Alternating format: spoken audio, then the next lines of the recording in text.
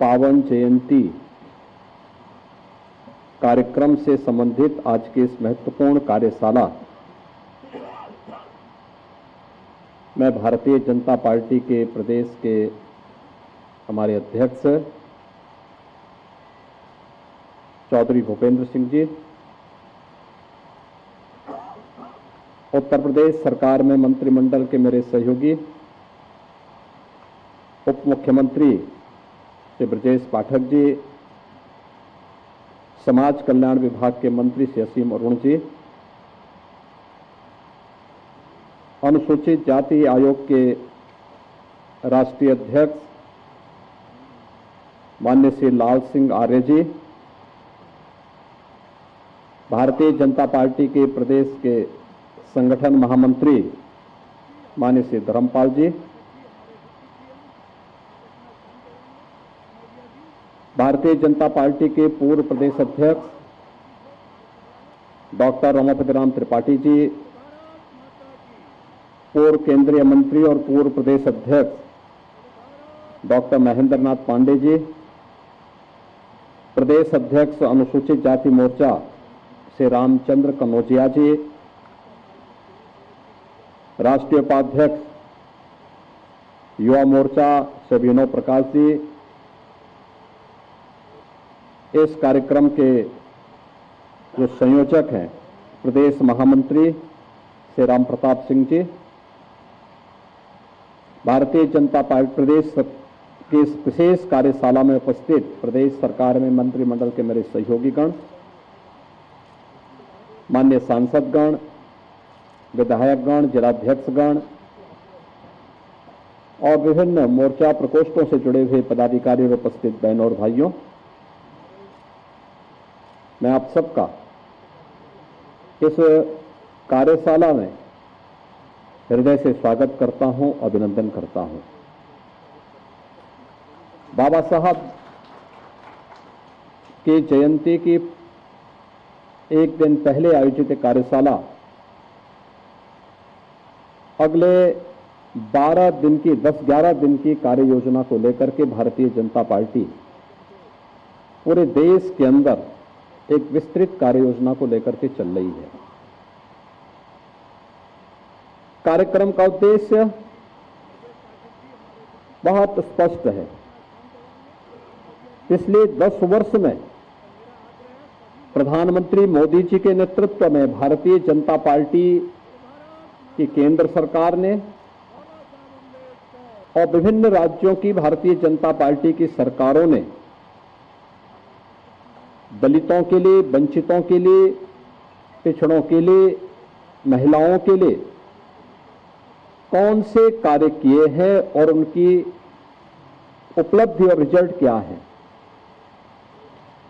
और कौन से ऐसे कारक थे जो बाबा साहब भीमराव अंबेडकर के उस सपने को साकार करने में बाधक थे। क्योंकि जब हम सही तथ्य जनता जनार्दन के सामने रखेंगे ही नहीं, तो स्वाभाविक रूप से जो लोग अब तक गुमराह करके अपनी राजनीतिक उल्लू सीधा करते रहे हैं, वे लोग इसी प्रकार से गुमराह करके देश के अंदर अव्यवस्था पैदा करके उन दलितों का, वंचितों का शोषण करते रहेंगे और राजनीतिक सीढ़ियों पर चढ़ करके सत्ता की ऊंची दुकानों के पकवानों का स्वाद लेकर के दलितों को, गरीबों को, वंचितों को उनके अधिकारों से ऐसे ही वंचित करते रहेंगे। और इसलिए एक विस्तृत कार्य योजना के साथ भारतीय जनता पार्टी प्रदेश की कार्यशाला आज यहां पे आयोजित हो रही है। यद्यपि ये कार्यशाला 3 दिन पहले होनी थी, लेकिन गांव-गांव संपर्क के कार्यक्रम के कारण ये आज हुई है। आज का मुख्य कार्यक्रम बाबा साहब भीमराव अंबेडकर की जहां कहीं भी प्रतिमा है, उनके नाम पे जहां कहीं भी पार्क हैं, आज भारतीय जनता पार्टी के कार्यकर्ता, जनप्रतिनिधि और सरकार के अधिकारीगण वहां पे स्वच्छता के एक विशेष कार्यक्रम के साथ जुड़ रहे हैं और उन्हें सम्मानित करके उन कार्यक्रमों को आगे बढ़ाने का काम कर रहे हैं। और कल के लिए जैसे 2020 में केंद्र सरकार ने राजकीय अवकाश घोषित करते हुए प्रत्येक केंद्रीय कार्यालयों में यह व्यवस्था सुनिश्चित की थी कि बाबा साहब भीमराव अंबेडकर से जुड़े हुए उन मूल्यों पर, उन आदर्शों पर न केवल चर्चा की जाए बल्कि बाबा साहब भीमराव अंबेडकर के प्रति अपनी श्रद्धांजलि को व्यक्त करने के विशेष आयोजन भी किए जाएं। और वैसे ही प्रदेश सरकार ने भी कल एक सार्वजनिक अवकाश के साथ साथ बाबा साहब भीमराव अंबेडकर की प्रतिमा और पार्कों में पुष्पांजलि कार्यक्रम के साथ साथ चर्चा परिचर्चा करके इन मूल्यों को, इन आदर्शों को आगे बढ़ाने के लिए एक विशेष अभियान प्रारंभ किया है। और उसी तर्ज पर आज इस कार्यशाला के साथ हम सब जुड़ने का कार्य कर रहे हैं। इसमें कोई संदेह नहीं कि पिछले 10 वर्ष में प्रधानमंत्री मोदी जी के नेतृत्व में बिना भेदभाव के शासन की योजना का लाभ हर वंचित को, हर दलित को, हर गरीब को, हर महिला को, हर अन्नदाता किसान को पहुंचाने का काम यह भारतीय जनता पार्टी की सरकारों ने किया है। लेकिन हमारी समस्या क्या है कि हम उस बात को बार बार दोहरा नहीं पाते। जिन लोगों को सुविधा मिली है उन लोगों तक हम इस बात को पहुंचाने के लिए कुछ देर प्रयास करते हैं, फिर वह प्रयास कहीं ना कहीं रुकता है। लेकिन यह एक विशेष अभियान जब हम इन कार्यक्रमों के साथ जुड़ेंगे, और 10 दिन का ये बड़ा अभियान, क्योंकि जब भी आप कोई बड़ा कार्य करते हैं, किसी बड़े अभियान को अपने हाथ में लेते हैं या कहीं भी कोई ऐसी घटना होती है जो किसी दलित को, किसी गरीब को, किसी वंचित को उसके अधिकार से रोकने का कुत्सित प्रयास होता है, तो विपक्ष कोई ना कोई प्रोपेगेंडा अपनाने का काम करता है। आप सब जानते हैं बांग्लादेश की घटना आपके सामने है, और बांग्लादेश की घटना को लेकर के मुझे लगता है 3 वर्ष पहले हमारे राज्यसभा के सांसद और SC/ST आयोग के पूर्व अध्यक्ष, उत्तर प्रदेश के पूर्व DGP श्री ब्रजलाल जी ने एक पुस्तक लिखी थी, और पुस्तक उन्होंने बाबा साहब भीमराव अंबेडकर और उस समय आजादी के समय के उन 2 दलित महायोद्धाओं की चर्चा करते हुए उसके तुलनात्मक अध्ययन पर आधारित थी। एक तरफ बाबा साहब भीमराव अंबेडकर जिन्होंने कहा था कि मैं आदि भी और अंत भी मेरा एक भारतीय के रूप में रहेगा, और भारतीय के रूप में ही मैं अपनी पहचान को बनाए रखना चाहता हूं। और दूसरी तरफ जोगेंद्र नाथ मंडल थे जिन्होंने पाकिस्तान का समर्थन कर दिया, लेकिन 1 वर्ष भी पाकिस्तान में नहीं रह पाए थे। बहनों और भाइयों, जोगेंद्र नाथ मंडल के कृत्यों की सजा आज भी बांग्लादेश के अंदर वहां का हिंदू प्राप्त कर रहा है। आप सब जानते हैं बांग्लादेश में जो भी हिंदू है, जो प्रताड़ित हो रहा है, जो पीड़ित है, ये सभी दलित हिंदू हैं। और दलित हिंदू वहां पर किस कदर उनके साथ अत्याचार हो रहे हैं आपने देखा होगा। न कांग्रेस ने, न समाजवादी पार्टी ने, न ममता बनर्जी ने, किसी ने भी उनके पक्ष में आवाज नहीं उठाई। उठाई तो केवल भारतीय जनता पार्टी ने उठाई।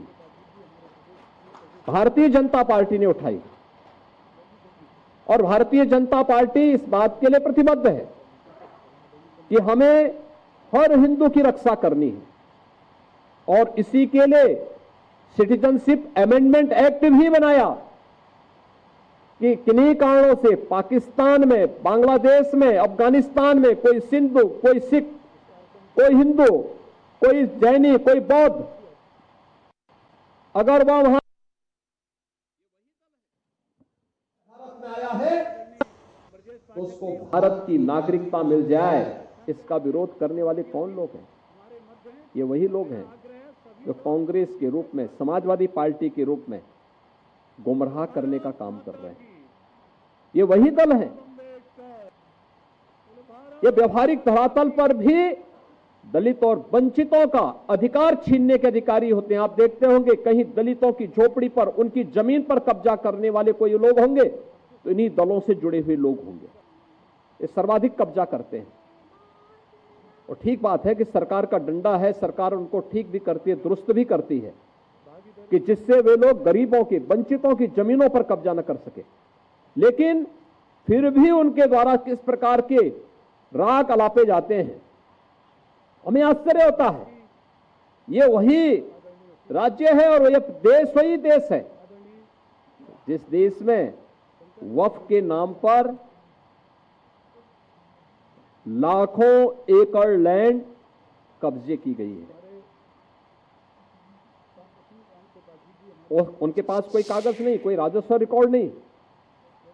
और राजस्व रिकॉर्ड नहीं तो सभी को वापस लेने की कार्रवाई, जब इस संशोधन विधेयक संसद में पारित हुआ है और अब इस पर कार्रवाई हो रही है, तो इसके लिए हिंसा भड़काई जा रही है। हिंसा में आपने देखा होगा कब पश्चिमी बंगाल में मुर्शिदाबाद 3 हिंदुओं की निर्मम हत्या हुई, उनके घरों से खींच करके उनकी हत्या हुई। और ये सब कौन है? ये सभी वही दलित हैं, वही वंचित हैं, वही गरीब हिंदू हैं जिसको इस जमीन का सर्वाधिक लाभ मिलने वाला है, सर्वाधिक लाभ मिलने वाला है। ये लैंड राजस्व के रिकॉर्ड में फिर से आएगी तो एक गरीब भी हाई राइज बिल्डिंग का, मल्टी स्टोरी बिल्डिंग का लाभ उठा पाएगा, उसको भी वहां अच्छे फ्लैट सरकार बना करके उपलब्ध करवा देगी। इन्हें भय है कि दलितों को, वंचितों को, गरीबों को अगर ये हाई राइज बिल्डिंग मिल जाएगी तो इनका तो वोट बैंक समाप्त हो जाएगा, ये गुमराह करने की इनकी राजनीति हमेशा के लिए समाप्त हो जाएगी। इसलिए लोग हिंसा भड़का रहे हैं, हिंसा का रास्ता अपना रहे हैं। आप देख रहे होंगे सिटीजनशिप अमेंडमेंट एक्ट पारित होने में जिसका लाभ सर्वाधिक पाकिस्तान, बांग्लादेश या अफगानिस्तान में जो वंचित हिंदू था, दलित हिंदू था, उनको भारत की नागरिकता देने का काम, जो किन्हीं कभी भी भारत में आए थे, 5 वर्ष पहले आए थे, उनको जब नागरिकता देने के कार्यक्रम को प्रधानमंत्री मोदी जी ने आगे बढ़ाया, इन्होंने पूरे देश के अंदर आंदोलन शुरू कर दिया, अभियान चालू कर दिया, बड़े बड़े आंदोलन किए, तोड़फोड़ की, आगजनी की। लेकिन सरकार ने भी दृढ़ता के साथ उसका सामना किया और सामना करते हुए आज इस नागरिकता देने का कार्यक्रम प्रारंभ किया है। कहां जाएगा? पाकिस्तान में, बांग्लादेश में पीड़ित हिंदू कहां जाएगा? और हिंदुस्तान की तरफ ही आएगा। दुनिया के अंदर कहीं भी कोई पीड़ित हिंदू होगा, वह आकर के अंततः हिंदुस्तान में ही आएगा और वह भारत में आकर के ही शरण लेने के लिए मजबूर होता है। लेकिन कांग्रेस और समाजवादी पार्टी या टीएमसी जैसे दल हमेशा इसमें बाधक रहे हैं और उन लोगों ने उन्हें दोयम दर्जे का नागरिक बनाने का काम किया, शरणार्थी के रूप में रखा। लेकिन भारतीय जनता पार्टी ने उन्हें अपनाया। ऐसे ही वक्फ संशोधन अधिनियम में भी इन लोगों ने वही हिंसा कर रहे हैं, धमकी दी जा रही है, फिर अव्यवस्था पैदा करने का प्रयास हो रहा है, क्योंकि इन्हें भय है कि और लैंड अगर राजस्व के खाते में वापस आएगी तो गरीबों को मिलेगी, हॉस्पिटल बनेंगे, मेडिकल कॉलेज बनेंगे, शिक्षा के अच्छे केंद्र बनेंगे, अटल आवासीय विद्यालय जैसे विद्यालय बनेंगे तो श्रमिकों की और वंचितों के बच्चों को वहां पढ़ने की आवाज से शुद्ध अच्छी व्यवस्था मिलेगी। इसलिए ये लोग उस कार्यक्रम को आगे नहीं बढ़ाने देना चाहते। बहनों और भाइयों, और जब इन मुद्दों की ओर से जनता का ध्यान हटाने के लिए आज कांग्रेस हो या समाजवादी पार्टी, ये राष्ट्र नायकों के अपमान पर उतारू हो चुकी है। ये राष्ट्र नायकों का अपमान करने पर उतारू हो चुकी। याद करिए 2012 में जब समाजवादी पार्टी की सरकार इस प्रदेश में बनी थी, समाजवादी पार्टी के तत्कालीन प्रदेश सरकार के मुखिया के रूप में उस सरकार के मुख्यमंत्री ने पहली घोषणा क्या की थी? उन्होंने कहा था जितने भी ये सामाजिक न्याय के स्थल बना दिए गए हैं इनको तुलवाएंगे। और उस समय उन्होंने कहा था कि इनमें हम मैरिज हॉल खुलवाएंगे। आप देख रहे हैं ना, ये मानसिकता इनकी थी। उन्होंने किया भी। इसी लखनऊ में मान्यवर कांसी राम जी के नाम पर विश्वविद्यालय बना था, उसका नाम बदल दिया। सहारनपुर में बना था मेडिकल कॉलेज, उसका नाम बदल दिया। कन्नौज में मेडिकल कॉलेज बाबा साहब भीमराव अंबेडकर के नाम पे बना था, नाम बदल दिया।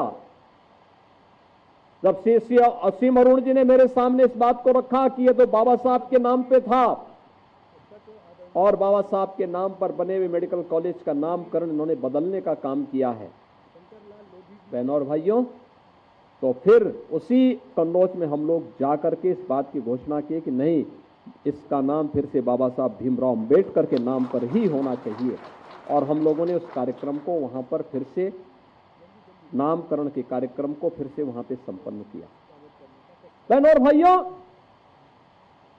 किस कदर ये लोग उन महापुरुषों को जो सामाजिक न्याय के प्रतीक हैं, कैसे उनको अपमानित करते रहे, कैसे उनके खिलाफ षड्यंत्र करते रहे, ये सभी उदाहरण हमारे सामने हैं। आज भी ये लोग इसी प्रकार का विस्मरण करने का काम कर रहे हैं।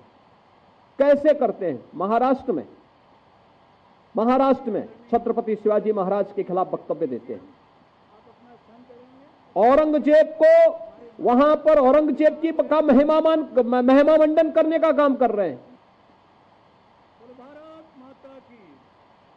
आपको याद होगा 3 वर्ष पहले जब हम लोग प्रदेश के अंदर रन फॉर यूनिटी के रूप में लौह पुरुष सरदार वल्लभ भाई पटेल के जन्मदिन के कार्यक्रम के साथ जुटे हुए थे, तो समाजवादी पार्टी उस दिन भारत के तोड़क जिन्ना का महिमा मंडन समाजवादी पार्टी के मुखिया कर रहे थे।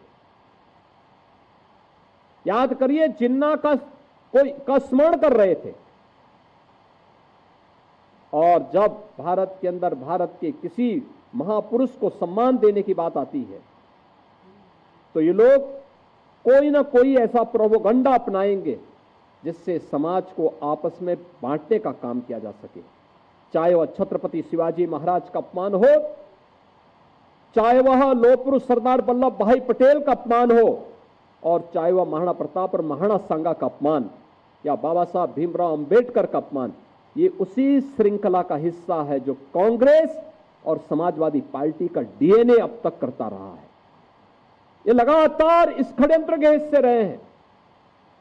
लेकिन जब चुनाव आता है तो चुनाव के समय ये लोग कोई एक फर्जी पुस्तिका हाथ में रख करके बाहर ही प्रिंट करवा करके, भारत का संविधान उसमें प्रिंट करवा करके, और फिर जगह जगह जाकर के जनता के सामने किस तरीके से एक मायाजाल फैलाने का काम करते हैं, आपने गत लोकसभा चुनाव में देखा होगा।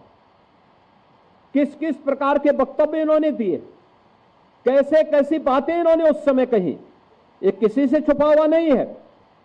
और इसीलिए आज फिर मैं आपसे कहने के लिए आया, ये जो 10 दिवसीय विशेष अभियान चलेगा, ये उसी अवेयरनेस का हिस्सा है, जिस कार्यक्रम को आज पूरे देश के अंदर कौन सी योजनाएं हैं, कौन सी योजनाएं दी गई हैं, कौन लोग थे जो बाबा साहब भीमराव अंबेडकर का अपमान करने वाले थे। यहां पे अभी डिप्टी सीएम से ब्रजेश पाठक जी कह रहे थे 1952 में बाबा साहब को इन्होंने चुनाव हरवाए।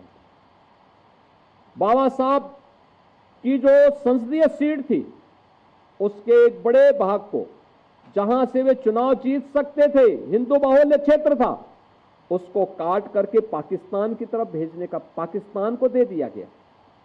इन्होंने यह भी साजिश कही कि बाद में बाबा साहब को 1952 का पहला चुनाव, आम चुनाव जब हुआ था, उसमें भी इन्होंने हराने का काम किया था। 78,000 से अधिक वोट गिनती से बाहर कर दिए गए थे, जिससे बाबा साहब चुनाव पराजित हुए। 1954 का उपचुनाव जब बाबा साहब फिर से संसद में जाने को तैयार हुए, तब भी इन्होंने बाबा साहब को संसद में जाने से रोकने के लिए उनके निजी सहायक को तोड़ करके, काजोलकर को तोड़ करके उन्हें उनके खिलाफ लड़ाया और स्वयं उस समय के प्रधानमंत्री पंडित नेहरू स्वयं बाबा साहब के खिलाफ प्रचार के लिए गए और उन्हें फिर से वहां परास्त करवाया। अंततः बाबा साहब के लिए पुणे की सीट हिंदू महासभा के एक सदस्य ने छोड़ी और फिर बाबा साहब फिर संसद में जा पाए।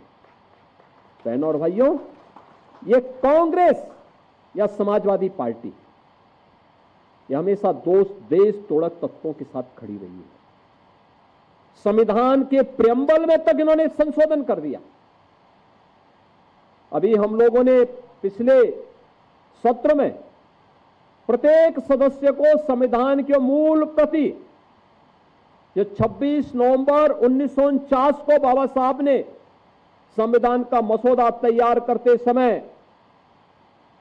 संविधान सभा को सौंपा था, उस संविधान की मूल प्रति जिसमें बाबा साहब के हस्ताक्षर भी हैं, मसौदा समिति के अन्य सदस्यों के हस्ताक्षर हैं, वह प्रति हमने सभी माननीय सदस्यों को, विधानसभा और विधान परिषद के सभी सदस्यों को सौंपी थी, भेंट की थी। और इसलिए भेंट की थी कि हर सदस्य इस बात को समझ सके कि वास्तव में संविधान के मूल में क्या है, मूल यानी उसकी प्रस्तावना क्या है और प्रस्तावना में किस तरीके से इन्होंने छेड़छाड़ करके, प्रस्तावना का मतलब उस ग्रंथ की आत्मा के साथ ही इन्होंने खिलवाड़ करने का काम किया और एक खिलवाड़ भी कांग्रेस ने किया। यानी पहले बाबा साहब को चुनाव हरवाया, बाबा साहब के स्वर्गवास होने पर, उनके महापरिनिर्वाण होने पर उन्हें दिल्ली में अंतिम संस्कार नहीं करने दिया गया,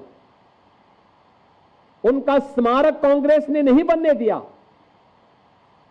और बाद में 1976 में देश के संविधान में ही उसकी प्रस्तावना में ही संशोधन करके ऐसे शब्द डाल दिए गए जिनके खिलाफ स्वयं बाबा साहब ने स्वयं भी तर्क दिए थे। बहनों और भाइयों, सही मायने में अगर आप देखेंगे तो बाबा साहब भीमराव अंबेडकर का वास्तविक सम्मान, उनके मूल्यों, उनके आदर्शों को सही प्रकार से सम्मानित करने का काम अगर किसी ने किया तो प्रधानमंत्री मोदी जी ने किया। बाबा साहब के पंच तीर्थ, उनकी जन्मभूमि मऊ मध्य प्रदेश, दिल्ली में रह करके जहां उन्होंने अपने सार्वजनिक जीवन के कामकाज को निपटाया और उनका महापरिनिर्वाण हुआ, वहां पर डॉक्टर अंबेडकर इंटरनेशनल सेंटर की स्थापना करने का काम, जहां उन्होंने उच्च शिक्षा अर्जित की थी इंग्लैंड के उस भवन को लेकर के फिर वहां पे बाबा साहब का स्मारक और भारत से जाने वाले अनुसूचित जाति के युवकों के लिए विशेष स्कॉलरशिप देकर के उच्च शिक्षा अध्ययन के लिए विशेष व्यवस्था देना, बाबा साहब की दीक्षा भूमि नागपुर या फिर चैत्य भूमि मुंबई, इन 5 स्थानों को पंच तीर्थ के रूप में विकसित करने का काम अगर किसी ने किया है तो भारतीय जनता पार्टी ने किया है। बाबा साहब भीमराव के सपने को साकार करने का काम किसी ने किया तो प्रधानमंत्री मोदी जी ने किया। बहनों और भाइयों, यही नहीं, उत्तर प्रदेश में प्रधानमंत्री मोदी जी की प्रेरणा से हम लोग लखनऊ में भी बाबा साहब भीमराव अंबेडकर का एक इंटरनेशनल सेंटर और सांस्कृतिक केंद्र की स्थापना, उनका स्मारक और उनका एक सांस्कृतिक केंद्र भी स्थापित कर रहे हैं, जहां पर बाबा साहब भीमराव अंबेडकर के दर्शन पर शोध हो सके, लोग कार्य कर सके। कौन ऐसा महामानव था जिसने अपमान सह करके भी भारत और भारतीयता के लिए पूरा जीवन लगाया? वो कौन महामानव था जिसने देश की बदहाली के खिलाफ आवाज उठाई थी, गरीबों और वंचितों को उनका अधिकार देने का काम किया था? कौन वह महामानव था जिसने तंगहाली में, गरीबी में जीवन यापन करते हुए भी दुनिया की उच्चतम डिग्री, शिक्षा की उच्चतम डिग्री लेकर के भारत को आगे बढ़ने का काम किया था? याद करिए, पंडित जवाहरलाल नेहरू की कैबिनेट में वे उस समय के पूरी संविधान सभा की पूरी उनकी जो व्यवस्था थी और उसके उपरांत जो कैबिनेट बना देश की आज़ादी के तत्काल बाद, उसमें वे पहले ऐसे सदस्य थे जिन्होंने इकोनॉमिक्स की उच्चतम डिग्री ली थी और उसमें शोध भी किया था। और कैबिनेट की उस समिति में चाहे वह विदेश नीति पर, चाहे वह आर्थिक नीति पर या वित्त संबंधी अन्य महत्वपूर्ण मुद्दों पर चर्चा करने के लिए, उसमें किसी में भी कांग्रेस ने बाबा साहब भीमराव अंबेडकर को स्थान नहीं दिया था। ये कांग्रेस की वे चालें हैं जो वह लगातार करती रही है और आज भी वह उस साजिश का शिकार पूरे देश को बना रही है। तो वही कांग्रेस हो या समाजवादी पार्टी, टीएमसी हो या वामपंथी दल, ये लगातार बाबा साहब भीमराव अंबेडकर के खिलाफ, सामाजिक न्याय के पुरोधाओं के खिलाफ षड्यंत्र रचते रहे। और इन सभी को यह समय है जब बाबा साहब भीमराव अंबेडकर की पावन जयंती के अवसर पर इन मुद्दों को लेकर के हम हर दलित बस्ती में, वंचित बस्ती में जाएं और वहां पर वास्तविक रूप से सभी तथ्य रखें। लोगों को ये भी बताएं कि आखिर आजादी के 70 वर्षों में आपके घर क्यों नहीं बन पाए थे, आपको जमीन का पट्टा क्यों नहीं हो पाया था, आपको पेंशन की सुविधा से और छात्रवृत्ति की सुविधा से क्यों वंचित किया गया था, आपको स्वास्थ्य सुविधा के लिए आयुष्मान भारत का कार्ड क्यों नहीं मिल पाया था, आपको राशन कार्ड की सुविधा से वंचित किसने रखा था, आप लोगों को वैवाहिक व्यवस्था के साथ जुड़ते हुए मुफ्त की सुविधा देने का जो आपका अधिकार था उससे किसने वंचित रखा था, आपको नौकरियों से किसने वंचित रखा था। और आप तो यह व्यवस्था बढ़ करके नारी वंदन अधिनियम तक पहुंच करके समाज की उन सभी वंचितों को जो अब तक इन सुविधाओं से वंचित थे, देश की संसद और विधानसभा में जाने तक का भी मार्ग प्रधानमंत्री मोदी जी ने प्रशस्त किया है। इन 10 दिवसीय कार्यक्रमों के लिए अभी से कार्यक्रम आगे बढ़े और मेरा विनम्र आग्रह होगा, यहाँ पे हमारे अनुसूचित जाति के राष्ट्रीय अध्यक्ष से लाल सिंह आर्य जी भी आए हैं।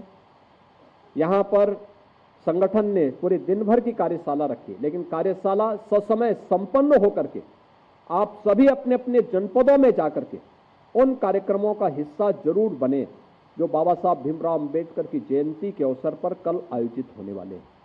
और उन कार्यक्रमों के माध्यम से कल पुष्पांजलि के कार्यक्रम हो, वहां पे भाषण होने चाहिए, इन मुद्दों पे चर्चा होनी चाहिए।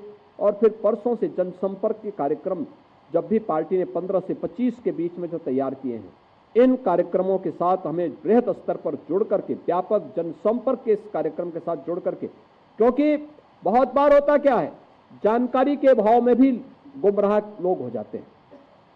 जानकारी के अभाव में वंचितों को, गरीबों को उनकी योजनाओं का वास्तविक लाभ नहीं मिल पाता है। जब हम उन्हें बताएंगे कि आपके लिए ये सरकार की योजनाएं हैं, ये योजनाएं थी, इनका लाभ आप ऐसे ले सकते हैं, तो मुझे लगता है उसका बड़ा लाभ होगा। और मैं चाहूंगा कि हमें बाबा साहब अंबेडकर जी के उस महान व्यक्तित्व से प्रेरणा प्राप्त करते हुए प्रत्येक नागरिक को उसके साथ जोड़ने का कार्य करना चाहिए। और जो बाबा साहब ने कहा था कि मैं आदि भी और अंत भी मैं एक भारतीय के रूप में ही रहना चाहता हूं, उस भारतीय के रूप में प्रत्येक समाज के प्रत्येक तबके को जोड़ने का कार्य हम सबको करना है। इस विश्वास के साथ इस पूरी कार्यशाला के लिए मैं आप सबको अपनी शुभकामनाएं देता हूं। और मैं चाहूंगा कि हमें जो ब्रजलाल जी ने पुस्तक लिखी है, बाबा साहब भीमराव अंबेडकर बनाम जोगेंद्रनाथ मंडल, उस पुस्तक को जरूर देखना चाहिए। ये स्वतंत्र भारत का वह दिग्दर्शन कराती है जो हर भारतीय की आंखों को खोलने वाला है और बांग्लादेश और पाकिस्तान की वास्तविक सच्चाई को भी सामने रखने वाला है। जरूर हम इसको एक बार देखें। इस विश्वास के साथ मैं आज के इस अवसर पर इस पूरी कार्यशाला के प्रति अपनी शुभकामनाएं देता हूं। धन्यवाद। जय हिंद। तो सीएम योगी आदित्यनाथ को आप सुन रहे थे। बीजेपी का अंबेडकर सम्मान अभियान लखनऊ से खबर सामने आ रही है, जहां सीएम योगी आदित्यनाथ ने बाबा साहेब को नमन किया और देखिए इसी दौरान कार्यक्रम का आयोजन किया गया। विपक्ष ने दलितों का शोषण किया, ये सीएम योगी आदित्यनाथ ने जोरदार हमला विपक्ष को लेकर बोला है। विपक्ष जनता को गुमराह करने का काम कर रही है, सीएम योगी आदित्यनाथ ने कहा है। दलितों गरीबों को हमेशा वंचित रखा गया है। तो देखिए जोरदार हमला विपक्ष को लेकर सीएम योगी आदित्यनाथ ने बोला है। दलितों को सिर्फ वोट बैंक समझते थे। तो यूपी में सार्वजनिक छुट्टी घोषित की गई है, सीएम योगी आदित्यनाथ की तरफ से कहा गया है। तो बिना भेदभाव के योजनाओं का लाभ लोगों को मिल रहा है, ये सीएम योगी आदित्यनाथ ने कहा है। विपक्ष दुष्प्रचार में माहिर है, ये सीएम ने कहा है। तो देखिए